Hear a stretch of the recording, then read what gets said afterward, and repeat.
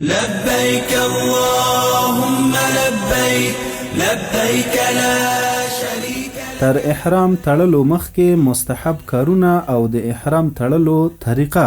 52مه پوښتنه: تر احرام تړلو مخکې کوم کارونه کول مستحب دي او د احرام تړلو طریقه څرنګه ده؟ ځواب: تر احرام تړلو مخکې دغه کارونه کول مستحب دي.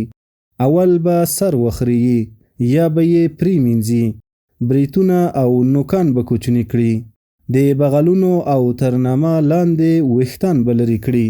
که زوجه یعنی خپله ښځه ولري او شرعي مانع نه وي لکه حیض، نزدېکت به ورسره وکړي.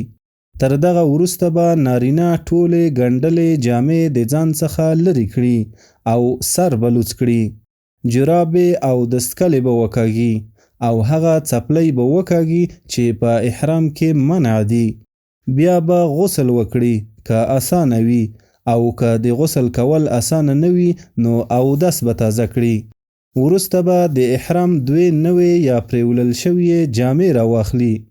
یو به لونګ کړي او په همیانۍ به یې وتړي او بل به د پټو په شان اوږو باندې واچوي او پر بدن به هغه خوشبويي ولګوي چې رنګ نه لري، او بیا به د احرام 2 رکعته لمونځ په پټ سر باندې وکړي که مکرو وخت نه وي.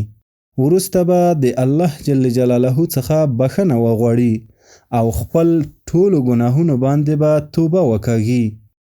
بیا به په زړه کې د حج یا عمرې یا دواړو نیت وکړي او په خوله به د حج یا عمرې او یا دواړو د نیت هغه الفاظ ووایي چې هر یو په خپل ځای کې ذکر شوي دي.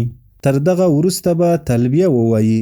تر تلبیه وروسته په احرام کې داخل شو او ښځه به خپلې ګنډلې جامې نه لرې کوي او خپلې څپلۍ به په پښو کړي، که څه هم بجلکې پټوي لکه موزې، او سر به پټوي او مخ به نه پټوي، او که بیګانه خلک وي نو بیا به په داسې طریقه باندې مخ پټ کړي چې د مخ پټولو شی یې د مخ سره ونه لګیږي او خوشبويي به نه لګوي.